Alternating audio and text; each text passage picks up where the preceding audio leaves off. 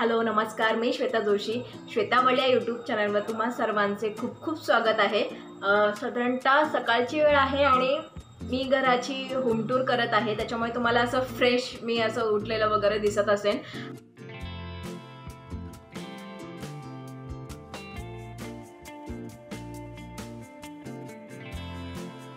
Hi guys, आजच्या व्हिडिओमध्ये आपण बदलापूरच्या घराची होम टूर करत आहोत.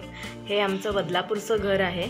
हा आमचा हॉल आहे, जिथे तुम्ही पाहिलं असेल श्रद्धानंद आर्ट्स यूट्यूब चॅनलवर. तर तिथे तुम्हाला ब्रेकअप का इन्शुरन्स हिंदी कॉमेडी वेबसिरीज त्या ठिकाणी या घरात तुम्हाला शूट करताना दिसली होती. मला जर शूटिंगसाठी सुद्धा घर अवेलेबल करून पाहिजे असेल तर आम्ही करून देऊ शकतो. म्हणजे जे छोटे छोटे शूट असतात की शॉर्ट फिल्म असेल, डॉक्युमेंटरी असेल किंवा काही 1 डे 2 डे तुमचं जर काही या ठिकाणी तुम्हाला शूटिंग करायचं असेल तर इथे सर्व सुविधा आहेत.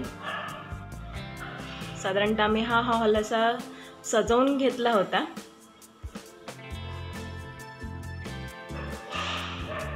आणि इथे सगळ्या गोष्टी आहेत की ज्या बेसिक शूटिंगसाठीच्या ज्या गोष्टी लागतात.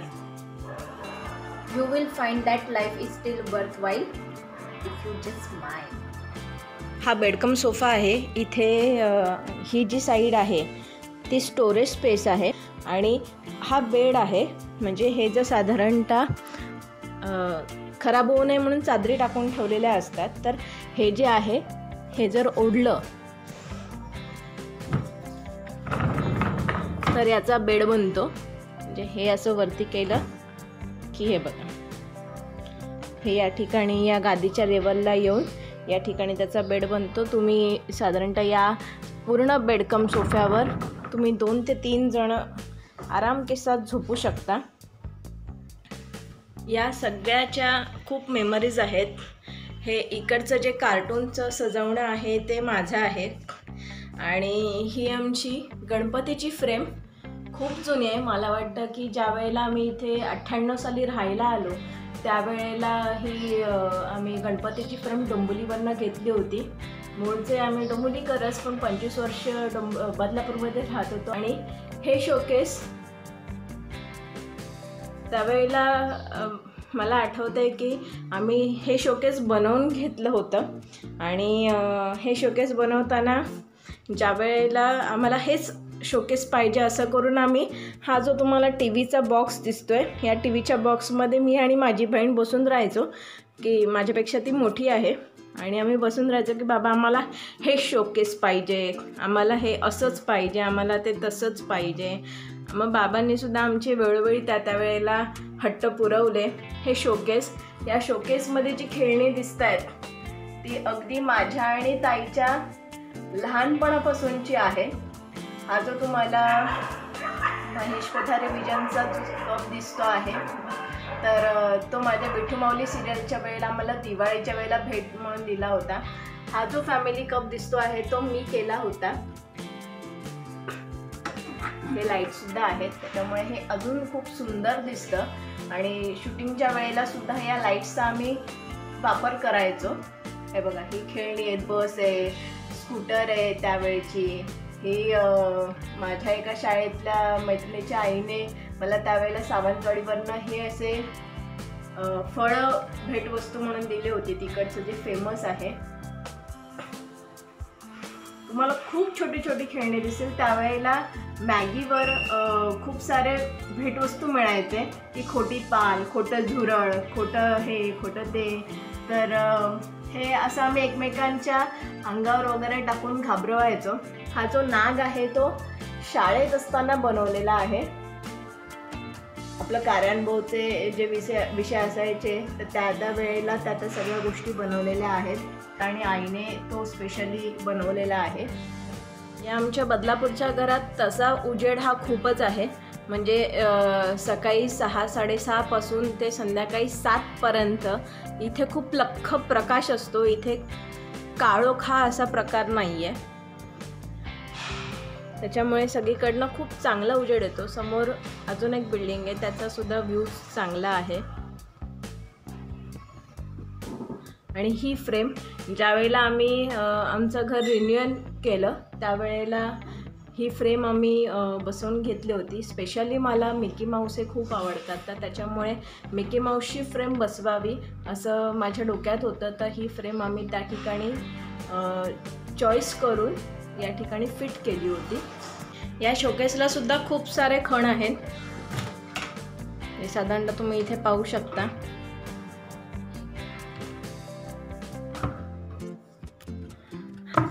हा दवाखान्याचा खण की ज्या ठिकाणी इमर्जन्सी कुठल्याही वस्तू तुम्ही या ठिकाणी ठेवू शकता. आता सध्याच्या घडीला आम्ही इथे राहत नसल्यामुळे इथे तुम्हाला स्पेशली काही असं बघायला मिळणार नाही.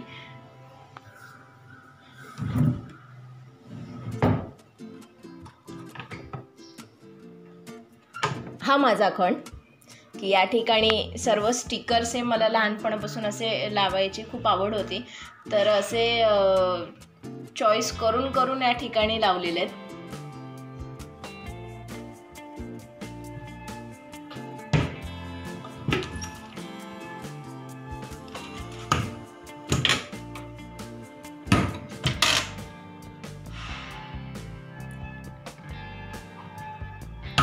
अशी तुम्हाला कुठलीच जागा दिसणार नाही की जिथे लहानपणी आम्ही स्टिकर किंवा या गोष्टी लावल्या नाहीत.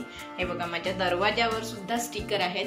त्यावेळेला असे कुठल्या कुठल्या पॅकेट्सवर स्टिकर्स मिळायचे की जे पाण्यात भिजवून त्या आयदर तुम्ही कुठल्या वस्तूवर लावू शकता किंवा ते हातावर लावायचे. तो शौक असायचा की अरे आपल्याकडे हातावर लावलेलं स्टिकर आहे वगैरे अशा पद्धतीमध्ये. हे अजून एक संगमरवरीचं आमचं मधला पॅसेज आहे. वरती लॅम्प आहे.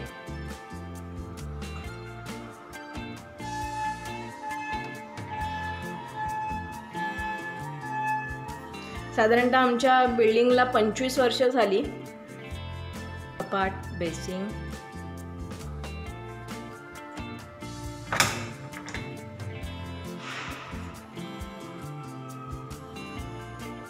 संडास, टॉयलेट,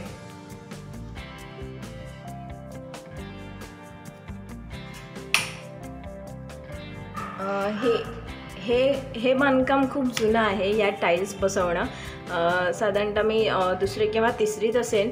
तर त्यावेळेला माझ्या बाबांच्या मित्राने या पूर्ण हे जे तुम्हाला व्हाईट टाईल्स दिसत आहेत त्या या व्हाईट टाईल्सचं काम केलं होतं. या व्हाईट टाईल्सचं.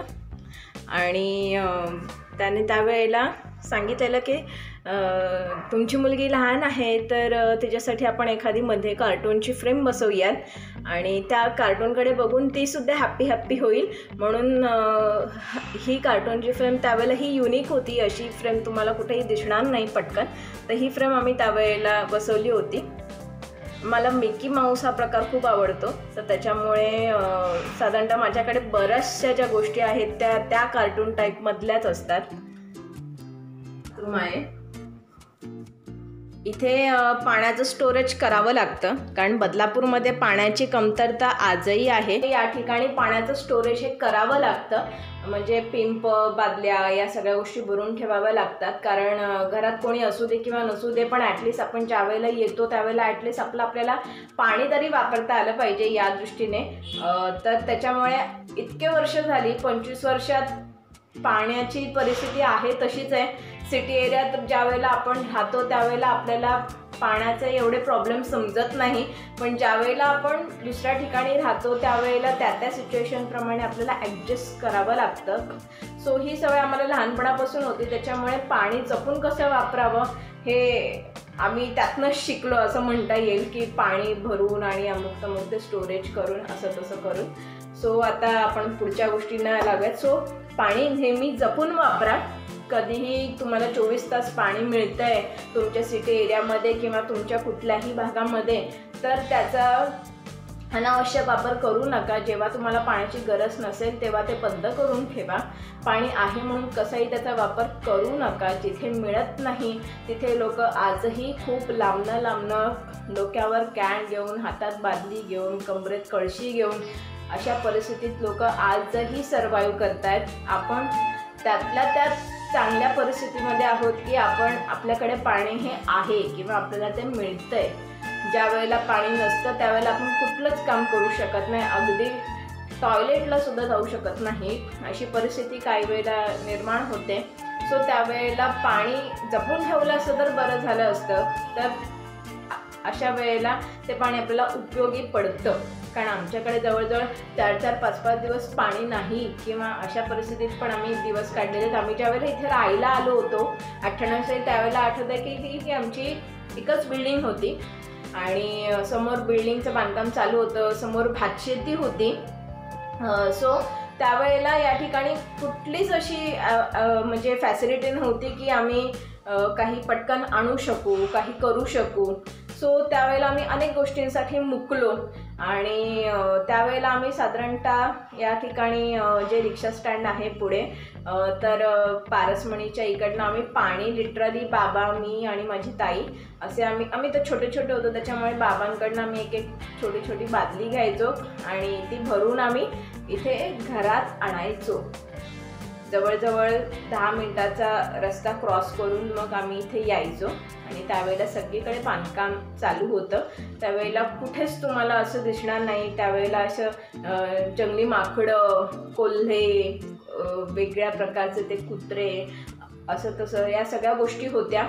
आणि लिटरली आम्हाला त्यावेळेला घरात वादळी वाऱ्यासारखा वारा यायचा. काचा अशा कोणीतरी घरात भूत आहे अशा पद्धतीमध्ये असा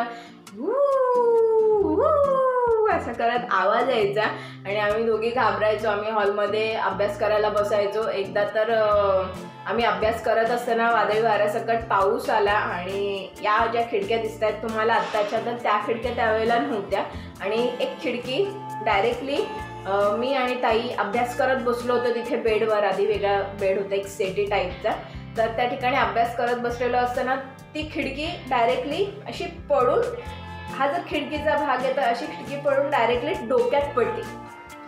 तर काचा आणि या सगळ्या गोष्टी कुठे गेल्या किंवा काय काहीच कळलं नाही आणि ती फ्रेम माझ्या हातात होती आणि ताई बाजूला होती. तिलाही थोडंसं लागलं आणि मला इथे साधारणतः इथे खूण ही आजही आहे काच लागलेल्याची. तर त्यावेळेला आम्ही घाबरलो होतो आणि नंतर मग त्या काचा वगैरे तर सगळं बदलूनच घेतलं की मग नंतर जसं जसं डेव्हलपमेंट होत गेली. पण त्यावेळेला एखादी गोष्ट घ्यायची असेल किंवा करायची असेल, साधी रिक्षा जरी पकडायची असेल तरी दारात मिळत नव्हती. त्यावेळेला आम्हाला हायवेपर्यंत चालत जावं लागायचं आणि हायवेवरनं एखादी रेअरली रिक्षा मिळायची. हा काळ तेव्हाचा होता बदलापूरमधला आणि तिथे असं आत्ता जसं दारात भाजीपाला मिळतो किंवा अनेक दूध किंवा यासारख्या ज्या सगळ्या गोष्टी मिळतात, तर त्यावेळेला तेव्हा नव्हत्या मिळत. आम्हाला स्टेशनला जाऊन भाजीपाला किंवा दूध आणायचं असेल, ब्रेड आणायचं असेल किंवा नॉनव्हेज खाणाऱ्यांमध्ये जर अंडी किंवा वटेवर जे काही आणायचं असेल तर ते त्या ठिकाणी मिळायचं हायवे क्रॉस केल्यानंतरच. कारण या ठिकाणी कोणी येतच नव्हतं, राहायलाही तसे कोणी पब्लिक नव्हतं. पण आमचा हा जो एरिया आहे तो खूप रिच आहे, कारण आता घराच्या मागे आमच्या पनवेल एक्सप्रेस हायवे बनतोय आणि 30 मिनिटात पनवेलला आपण पोहोचू शकतो. असं ते आता सगळं रस्त्याचं काम चालू आहे. खूप सुंदर रस्ता आहे, त्या ठिकाणाहून जाताना खूप सुंदर वाटतं. म्हणजे खूप क्लासी रस्ता बनवला आहे त्याने आणि त्या ठिकाणी अनेक जणं सकाळी मॉर्निंग वॉकला सुद्धा जातात. मी पण जर बदलापूरमध्ये असेल किंवा मी अनेक वर्षे आता ज्यावेळेला बदलापूरमधनं ट्रॅव्हल करत होते, तर त्यावेळेला मला ज्यावेळेला वेळ मिळेल त्यावेळेला मी मॉर्निंग वॉकला जरूर मी त्या ठिकाणी सकाळी जायचे. सो तिकडे मॉर्निंग वॉकला जाताना खूप फ्रेश वाटतं. खूप चांगला रस्ता आहे, रहदारी नाही आहे त्या ठिकाणी फार आणि खूप मोठमोठे टॉवर झालेले आहेत. त्यावेळेला खूप सपाट रस्ता होता, त्यावेळेला काहीच नव्हतं. त्यावेळेला खूप न बुजणारं मोठं तलाव होतं. फेसबुकच्या माध्यमातून पाहिलेले असतील तर त्यावेळेला तुम्हाला दिसेल की तलावाच्या ठिकाणी मी आणि ताई सायकल घेऊन उभे आहोत आणि मी 98 सालचं बदलापूर शेअर केलं होतं.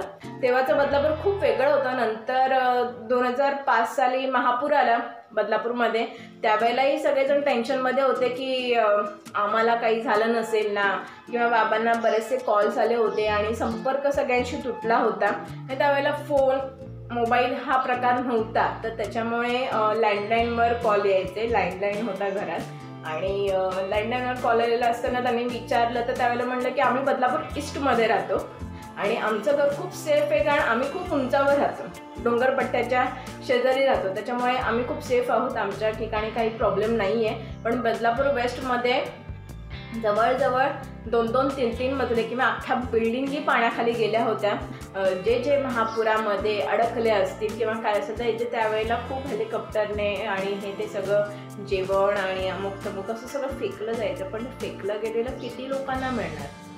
सो कितीतरी लोकांचं सगळं गेल्यामुळे पुन्हा शून्यातनं त्यांना उभं राहावं लागलं. तर मला आठवतं आहे साधारणतः इथे पुढे जे आमच्या रस्त्याला बाहेर पडल्यावर मोठं झाड लागतं, तर त्या ठिकाणी आम्ही पिंपभर आमच्याकडनं सगळ्यांना मदत करायचो. म्हणजे आपल्याकडे जे काही आपल्या एज वाईजनुसार आपल्याकडे जे काही कपडे असतील किंवा ज्या काही गोष्टी असतील तर त्या आम्ही देऊन आणि गरमागरम पोळी भाजीचा डबा आम्ही कंपल्सरी पर रूम आम्ही प्रत्येकजण बनवून द्यायचो त्यांना.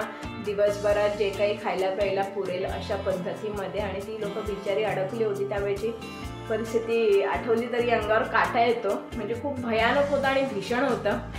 आणि त्याच्यानंतर तर बदलापूरचा पाऊस म्हणलं की अजूनही लोक जे मुठीत ठेवून असतात. त्याच्यानंतर बदलापूर वेस्टवरनं बरीचशी लोकं महापुराच्या काळानंतर 2005 नंतर बरीचशी वस्ती ही ईस्टमध्ये शिफ्ट झाली आणि झपाट्याने प्रगती व्हायला लागली. ज्या वेळेला आम्ही इकडनं मूव्ह झालो, डोंबिवलीत शिफ्ट झालो, त्यावेळेला अजून प्रगती होत गेली की अजून जवळजवळ सगळ्या गोष्टी डेव्हलप होत गेल्या. आणि आत्ताच्या पॅन्डेमिक सिच्युएशनमध्ये तर खूप गोष्टी जवळ आल्या.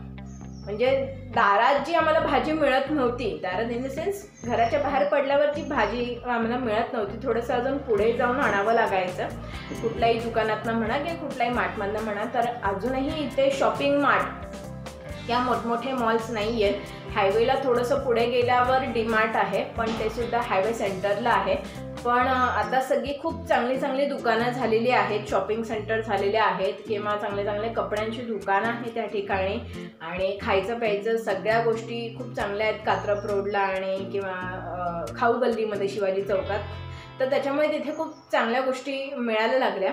सो त्यावेळेला हे सगळं काही मिळत नव्हतं आणि आता झपाट्याने ती प्रगती व्हायला लागली, ही खूप चांगली गोष्ट आहे. सो आता लेट स्टार्ट. आपण आता बेडरूमकडे वळूया. बेडरूम आहे.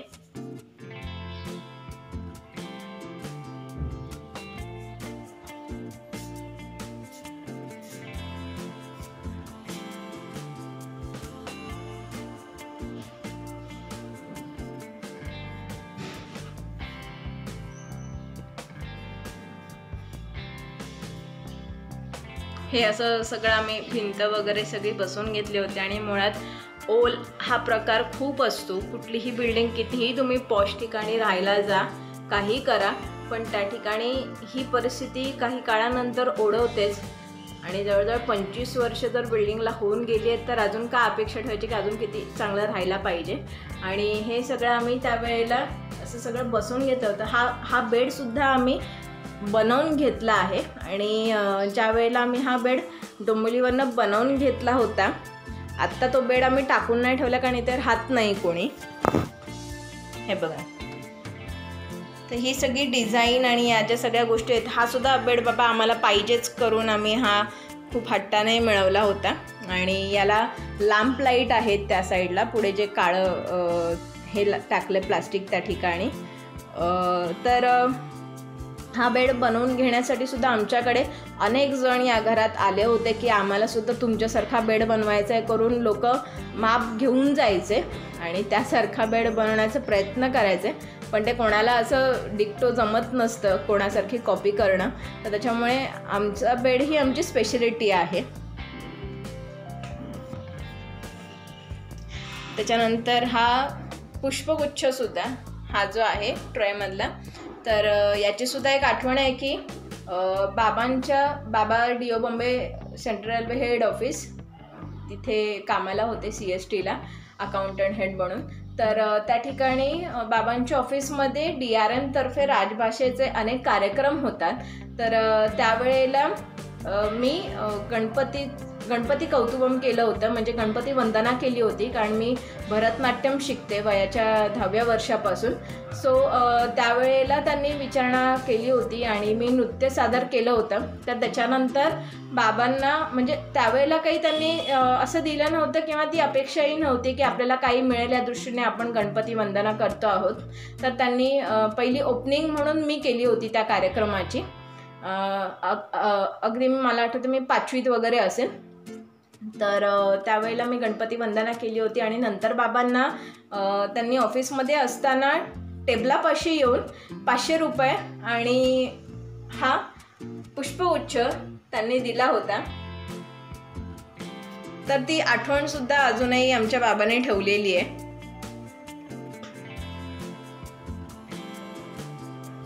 हे जे सगळं स्टिकर लावण्याचं काम आहे ते सर्वथा माझं आहे, की घरात एक आनंदी वातावरण राहावं किंवा चांगले विचार घरात राहावेत या दृष्टीने. दिस इज द चार्ली चॅप्लिन. या चार्ली चॅप्लिन मागे पण एक आठवण आहे की ज्या वेळेला सोम शार्दूलचा जन्म झाला, त्यांना ज्या वेळेला समजायला लागलं तर त्यावेळेला ते इथे घरी यायचे, अजूनही घरी येतात सुट्टीच्या दिवसांमध्ये. तर ताई जेव्हा त्यांना घेऊन आलेली, त्या जर व्हिडिओ कॉल केला तर असं त्या म्हणायचे की सोहम दाखव आता, मग आता शार्दूल दाखव. मग जो आता तो हॉलमध्ये आहे, जो तुम्हाला समोर चार्ली चॅप्लिन दिसतोय, तर तो म्हणजे सोहम आणि हा म्हणजे शार्दूल. असं त्यांनी ते चार्ली चॅप्लिनसुद्धा स्वतःला डिवाईड करून घेतले होते. जे एक मुलांचे काही तराच वेगळ्या आहेत त्या, तर त्याच्यामुळे तेही कार्टूनगिरी आहेत. ही गणपतीची फ्रेम आहे आणि ही आमची भली मोठी गॅलरी आहे.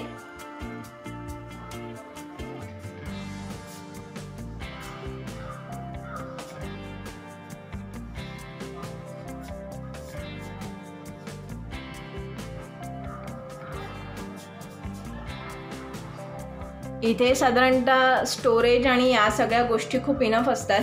ही आमची कोठी आहे, हे याच्यात न लागणारी भांडी आणि या सर्व गोष्टी ठेवलेल्या असतात. आणि गॅलरीच्या बाहेरचा पॅसेज आहे.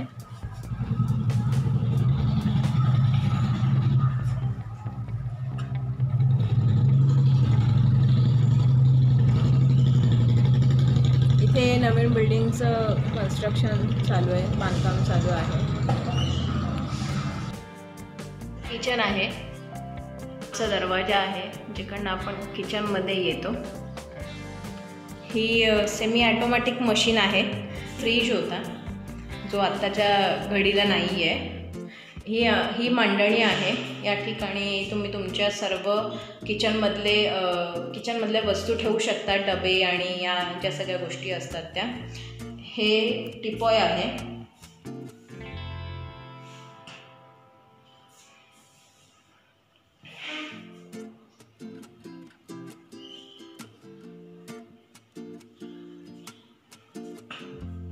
ही ताटांची मांडणी आहे. या ठिकाणी तुम्ही ताटं लावून ठेवू शकता. आणि हे पण जर तुम्ही बघाल तर हे सुद्धा ज्या वेळेला घर रिन्यू केलं होतं तर त्यावेळेला या सगळ्या गोष्टी करून घेतल्या होत्या.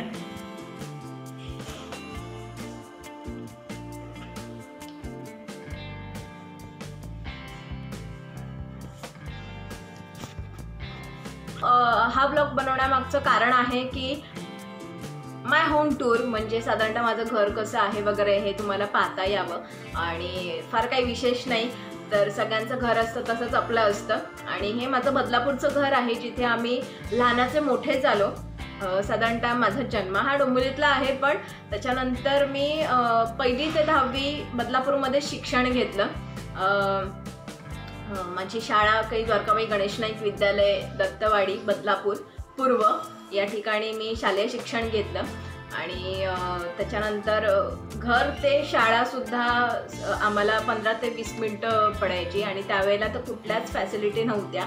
आम्ही अक्षरशः चालत जायचो.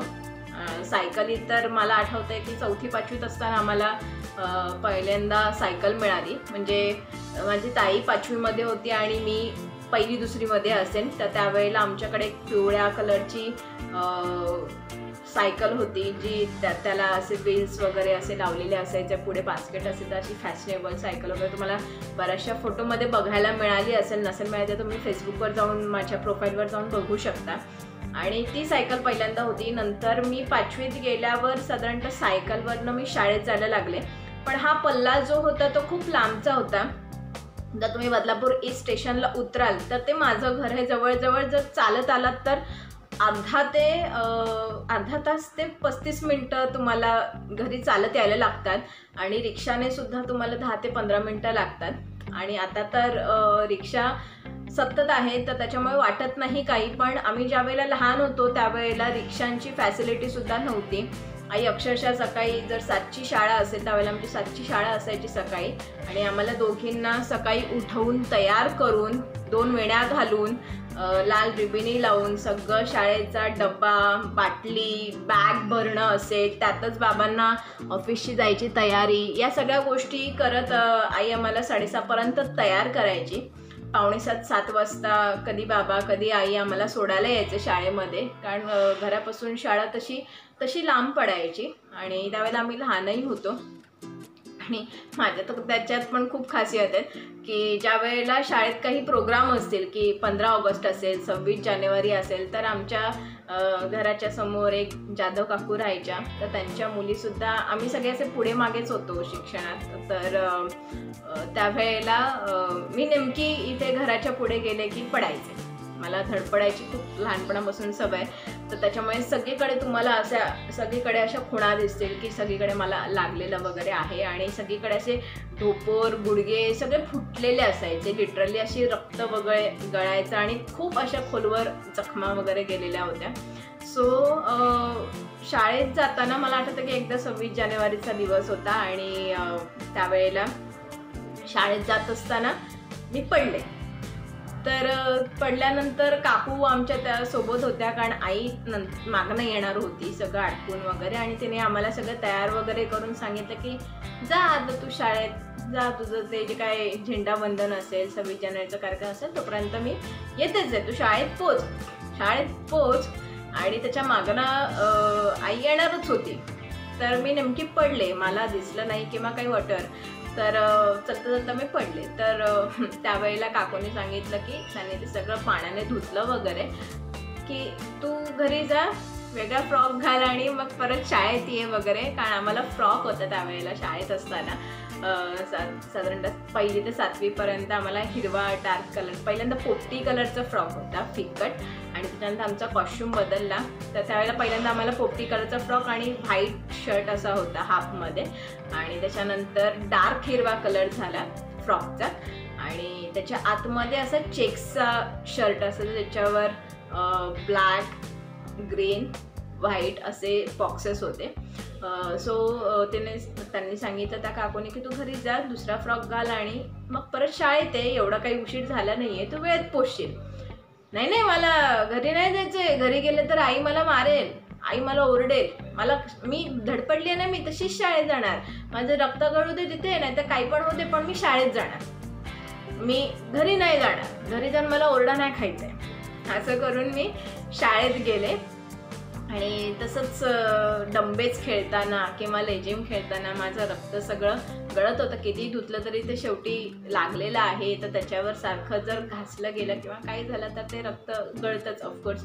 तर ते तसंच मी पूर्ण खेळले. मग नंतर आईने मला झाल्यावर विचारलं आणि की तुला काय झालं वगैरे. मग तेव्हा ते सगळं याने काय म्हणतात त्याला, डेटॉलने पुसणं असेल किंवा आयोडीनने पुसणं असेल, मग त्याच्यावर मलमपट्टी करणं, हे सगळं शाळेने त्याच्यानंतर केलं.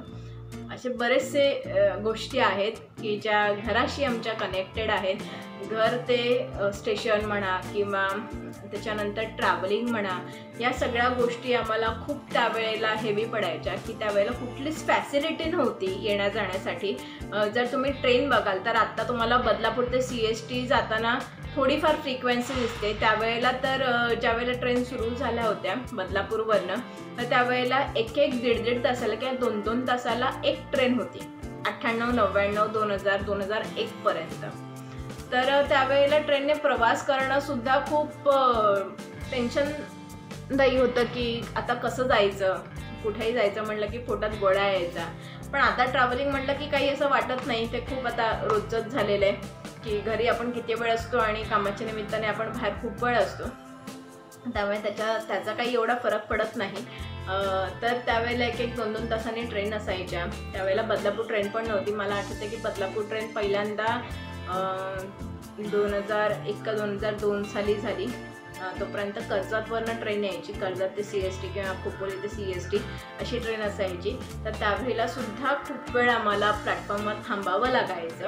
आणि त्याच्यानंतर कल्याण डोंबिवलीपासून पुढे खूप ट्रेन असायच्या. कधी तुम्हाला उशीर झाला तरी कुठेच कॉर्पोरेट सेक्शनला किंवा इंडस्ट्रीमध्ये ऐकून घेतलं जायचं नाही त्यावेळेला. म्हणजे त्यावेळेला तर मी इंडस्ट्री नव्हते, कॉलेज लेवलला होते, पण त्यावेळेला सुद्धा ऐकून घेतलं जायचं नाही. अरे तुमच्याचकडे नेहमी प्रॉब्लेम असतात असं आम्हाला तोंडावर बोलून दाखवायचं, किंवा तुम्ही गावात राहता असं आम्हाला त्यावेळेला बोलून दाखवायचे.